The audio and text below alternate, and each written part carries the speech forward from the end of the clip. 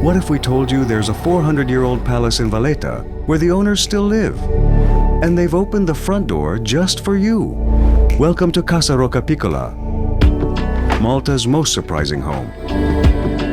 It's part museum, part private residence, and packed with stories and secrets.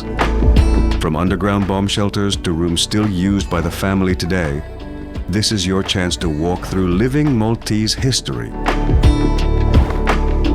Walk down Republic Street, just a short stroll from the Grand Master's Palace, and you'll find a set of stone steps leading to Casa Rocca Piccola, an elegant cream-colored townhouse hiding centuries of history behind its quiet doors. It's still the private home of the noble De Piero family, who've lived here for generations and who have opened it to the public to share a slice of Malta's aristocratic past. The house was built in 1580 by a knight of St. John, Don Pietro La Rocca.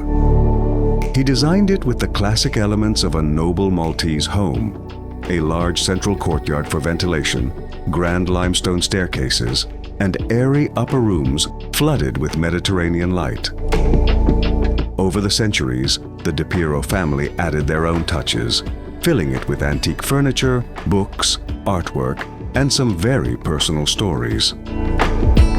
The guided tour takes you through over a dozen rooms. First stop, the courtyard.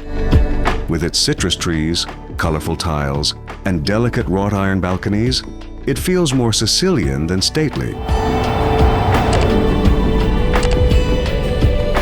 But then you step inside. The formal salon is filled with 18th century portraits and hand-painted ceilings. The summer dining room has original blue and white porcelain from China and a huge table still used by the family. There's a collection of silverware, glass cabinets full of fans and lace, and even a display of old Maltese wedding customs. You'll pass through the Blue Room, once used for entertaining foreign dignitaries, and the library, with its creaking wooden shelves and centuries-old books on Malta's maritime history. One of the most touching rooms is the family chapel, complete with an ornate altar and a quiet sense of devotion.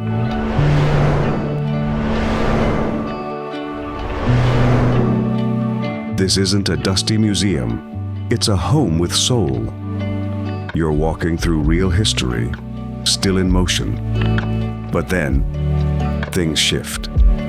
The guide lifts a trapdoor and leads you down a narrow staircase, carved directly into the limestone. Welcome to the bomb shelter.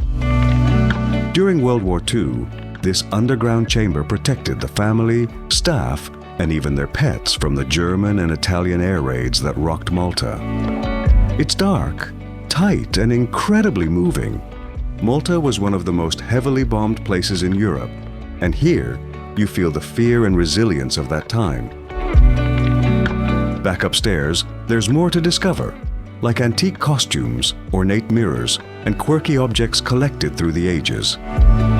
The stories flow with each room, family legends, tales of the knights, and how the house adapted through the British era, independence, and beyond. Casa Rocca Piccola is open from Monday to Saturday, between 10 a.m. and 5 p.m., with guided tours starting regularly. Just make sure you arrive before 4 for the last one. It's closed on Sundays and public holidays. Tickets cost around €10 for adults, with discounts for students and children, and there's no need to pre-book unless you're a group. Before you leave, check out the little gift shop. There's everything from art prints to books, and the adjacent cafe is a peaceful spot for a quick snack. But our journey doesn't end here.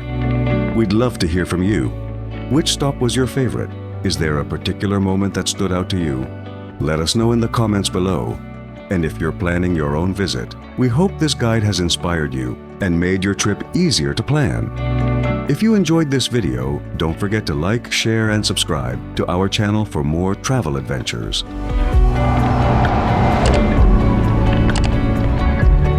But we haven't introduced the true star of the house yet. Meet Kiku, the parrot who lives in the courtyard. He's cheeky, bilingual, and sometimes talks over the guides. He whistles at guests, comments on your outfit, and if you're lucky, might even say hello. He's lived here for years and has become a beloved mascot for the palace.